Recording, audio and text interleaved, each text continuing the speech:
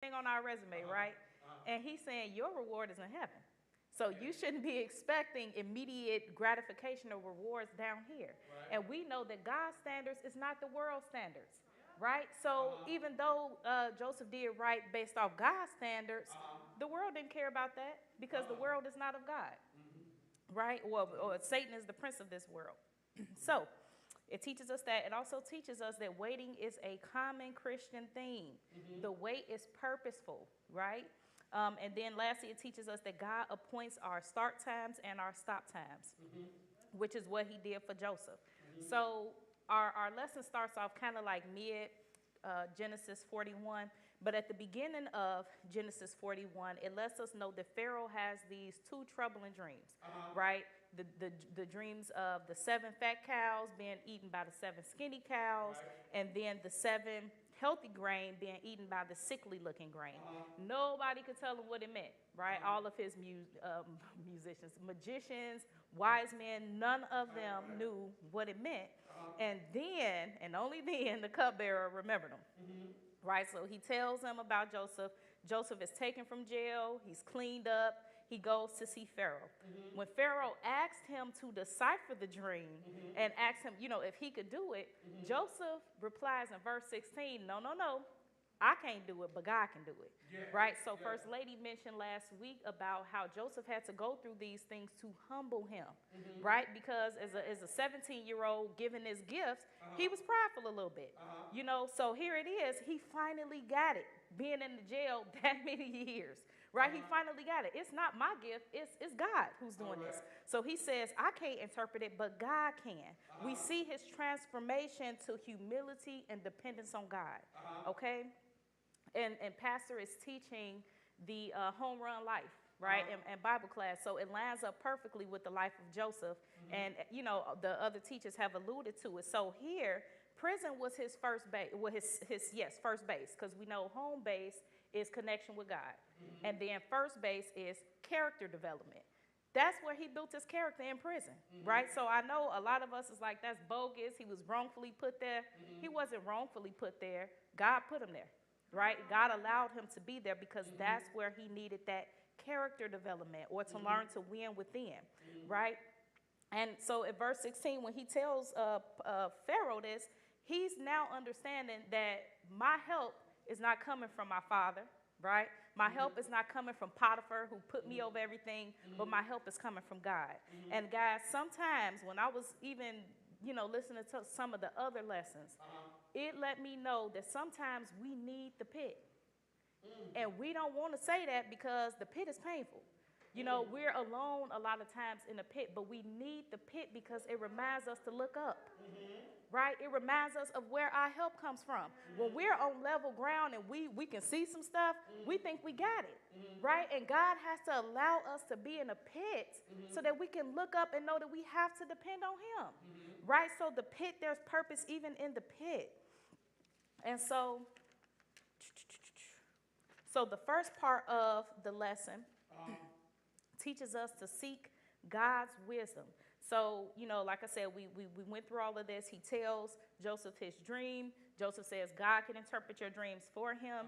He lets Joseph know what the dreams are. And then our lesson starts in verse 28 with basically Joseph interpreting the dream for Pharaoh. So looking at verses 29 through 31, he says, 7 years of great abundance are coming throughout the land of Egypt.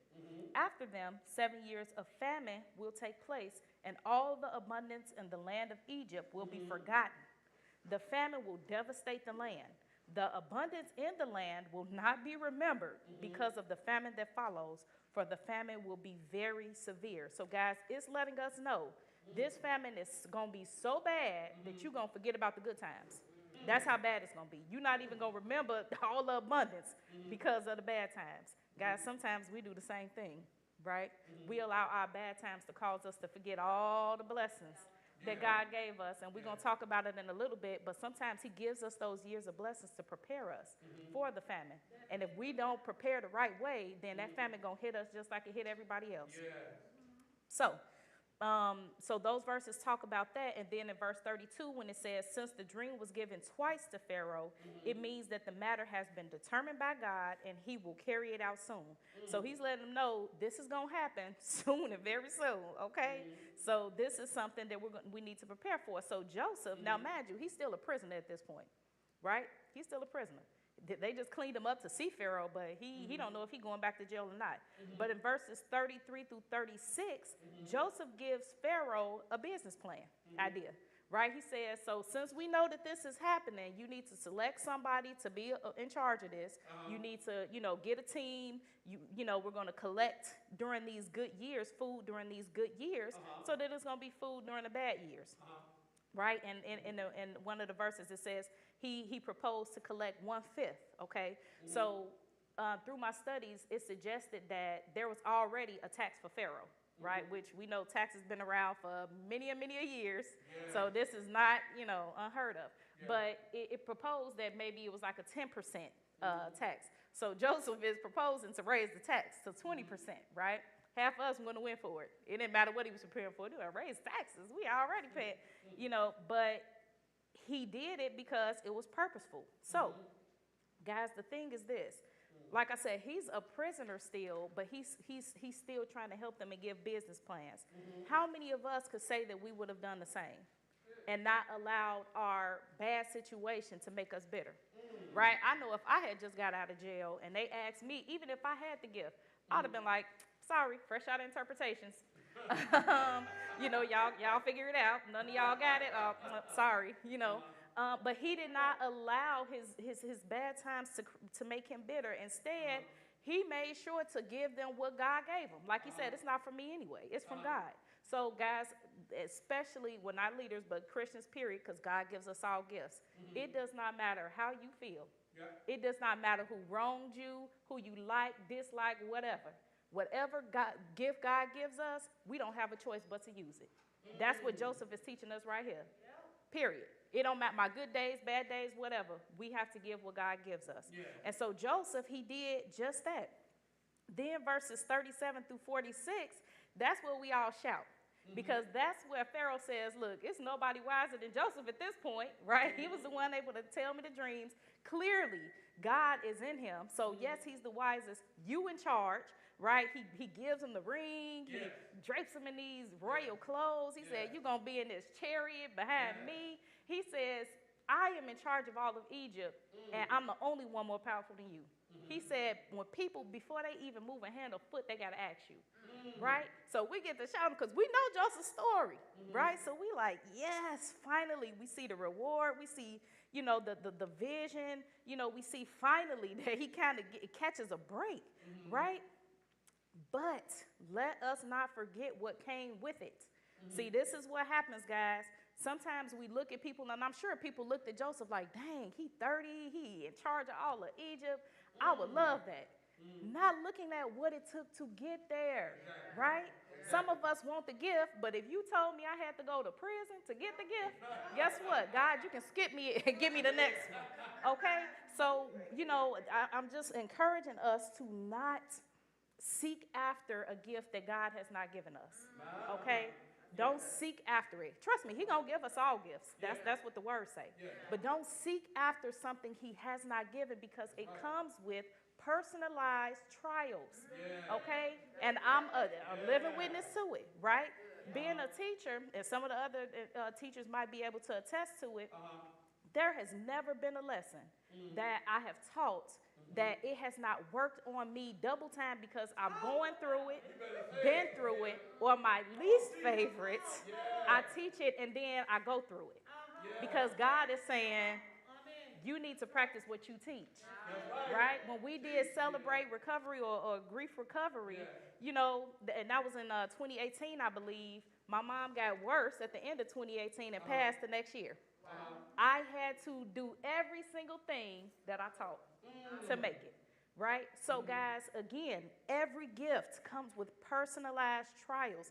So be careful what you ask for, right? Because you might ask to be in the palace not knowing the pit and all the other stuff that comes with it. Okay, so just be cool with what you got, okay? And now another reason that he was rewarded in the way that he was, like I mentioned earlier, he didn't allow his hard times to make him bitter. He could have lied to Pharaoh, said, I don't know what your dream means, sorry.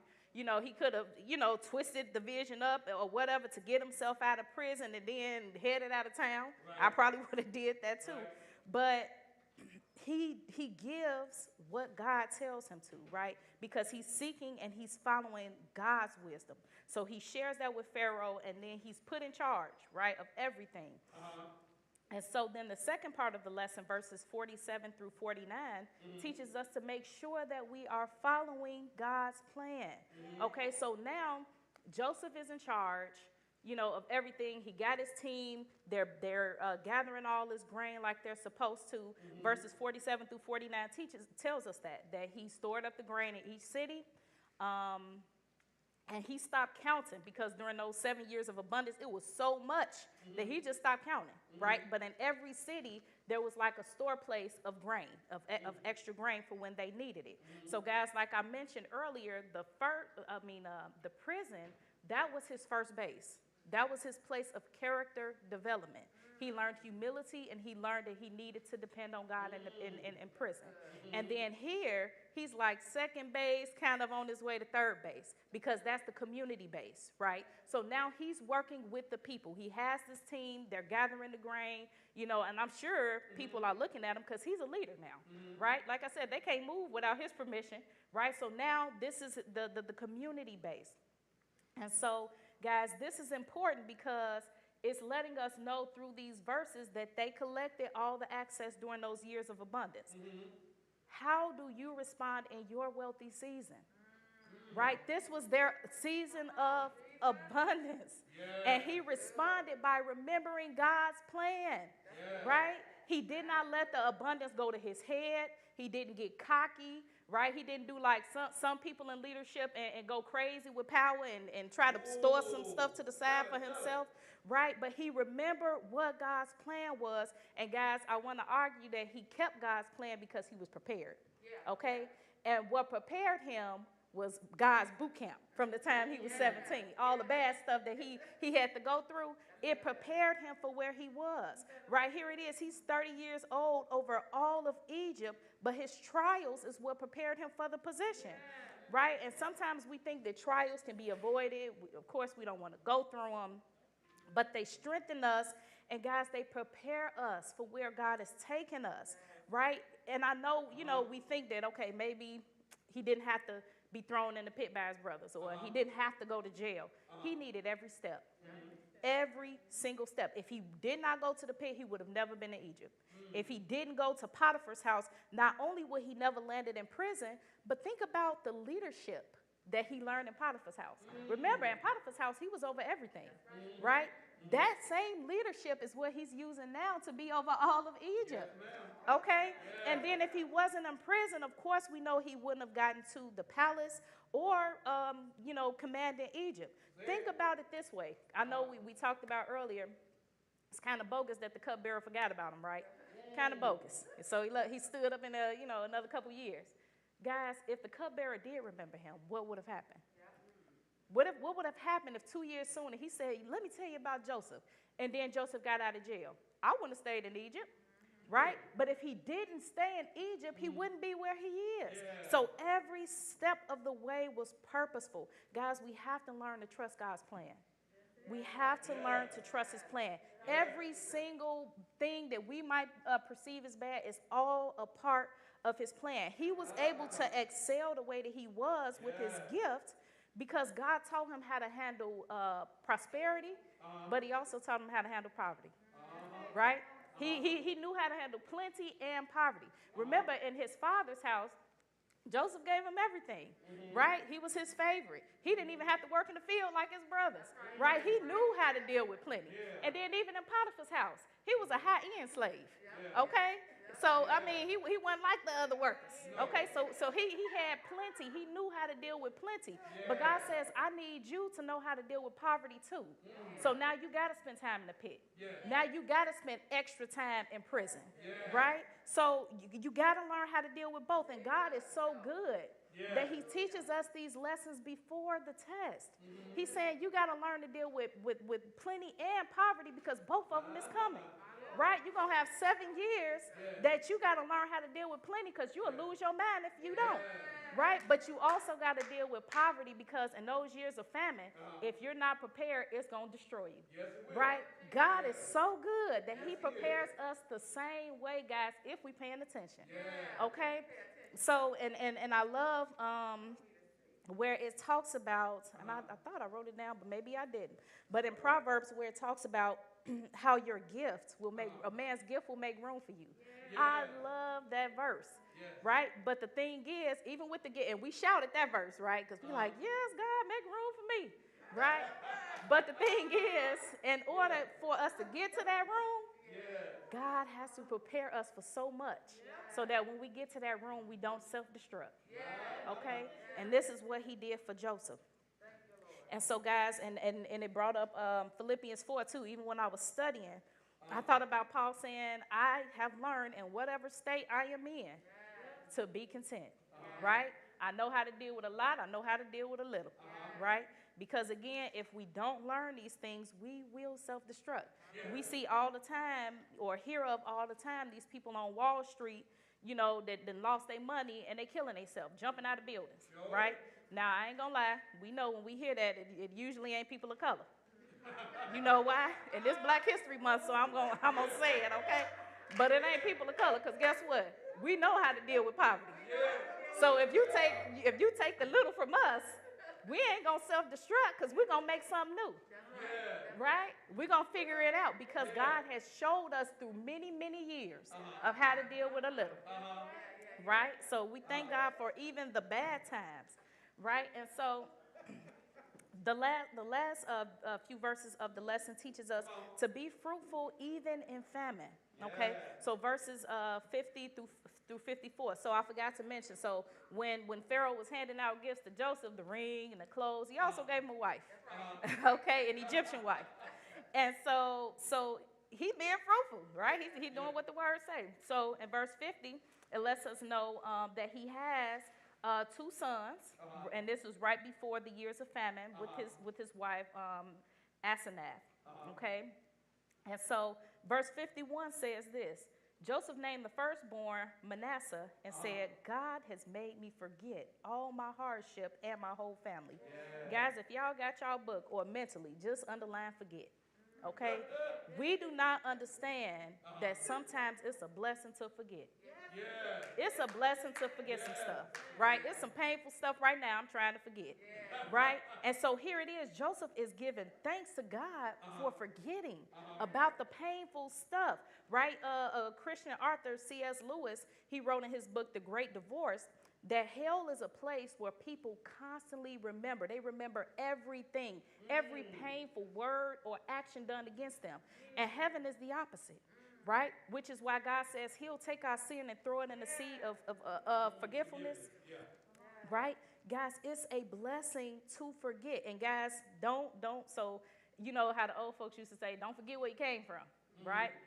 This is not saying to forget where you came from. Right? What they're trying to say is the lessons of humility that you should have gotten from that place, don't forget those lessons. But you can't forget the pain. Now, as believers, we have to learn that we can take the lessons without the pain, right? The lessons, we need to take those with us so we don't fall in the same pit again. But if we carry the pain with us, it's inevitable that we're going to fall in that same pit because it cripples us, okay? And so, and I forgot where I read it at, but in my studies, I've seen that it's hard to be fruitful without being forgetful, okay? What that means is if you don't forget that pain, you know how people say, well, I forgive but not forget. If you don't forget that pain, it will eventually cripple you to the place you will not be able to be fruitful the way that God wants you to be. You will not be able to be productive or do what God has called you to because you carrying stuff you ain't got no business carrying. Again, let's carry the lessons and leave the pain. Amen. And so Joseph That's what he did, right? He carried his lessons of humility and dependence on God, but he said, Lord, thank you because you let me forget the pain. Yeah. You know, you let me forget prison and the pit. And then he made sure to put my whole family, okay?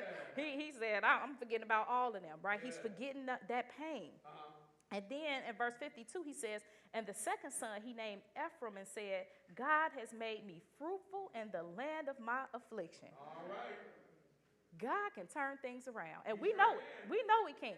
Right? Here it is. He's saying, this is the place where I was a slave. This is the place where I was wrongfully thrown in jail. And now I'm over it. All of it. Even the people who had me in jail. Right? Like he had so much power. He could have did so many terrible things with. But he said, instead, I'm praising God because you allowed me to be fruitful. You allowed me to forget, right? Guys, we are still in a pandemic. We're still in a pandemic.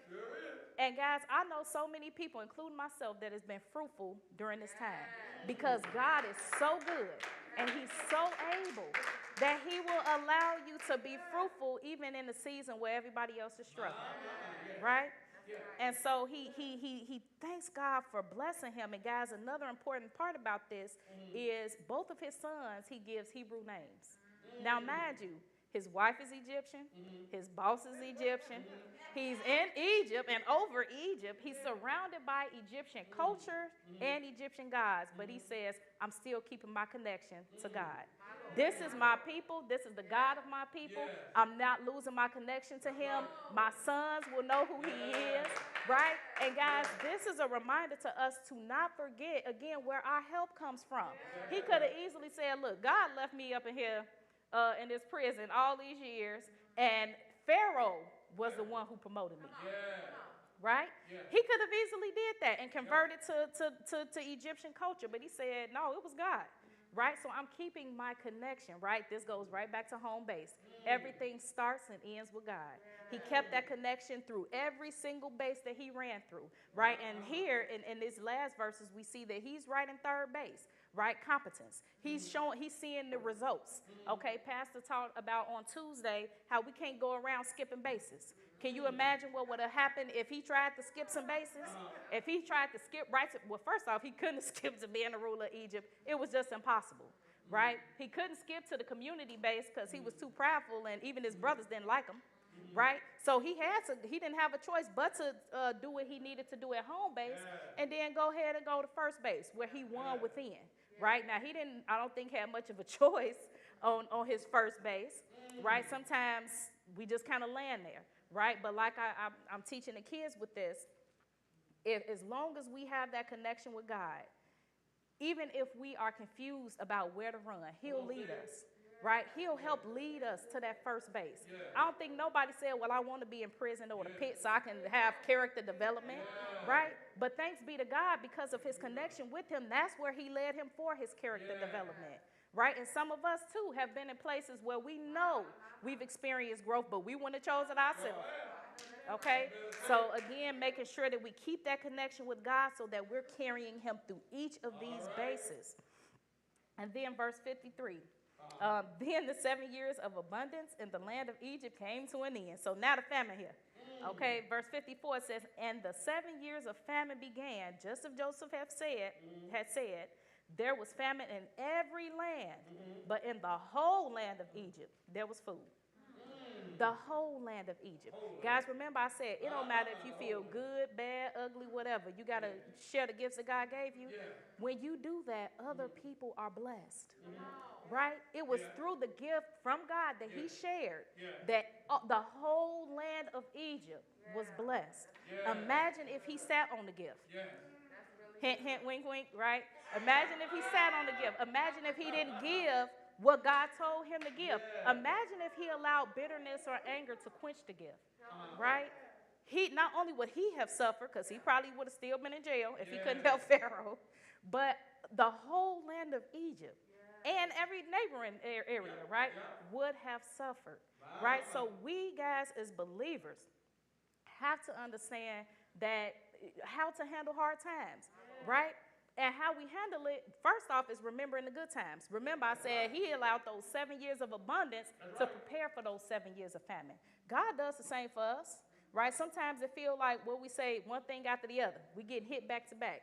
Not in reality, right? Because in reality, he has prepared us for those hits, right? So we got to remember those things, and then we got to prepare in our wealthy seasons. We got to prepare the right way, and it may not just be times of talking about financial wealth, right? Even though we need to do that better too, but making sure that even in the happy seasons, we remember that, because we're going to need it in our periods of sadness, right? We have both, guys. God gives balance, right? And again, if we can remember these things, then even in the hard times, they won't feel as hard. God is so good. Like you said, when everybody else starving, but Egypt got, right? So even in the hard times, he'll set us up where we're not struggling like everybody else. I'll say this, at the beginning of the pandemic, I was chilling, right? Because they told me I could work from home. I said, say less, okay? So I was chilling at home, everybody. And it would hurt, of course, to hear about people losing jobs, programs closing and all of that. But I'm like, whew, and then not only that, but while others, especially social services, got hit, even when so many programs was closing, I was blessed to be promoted to have 3 more programs put under me in 2020.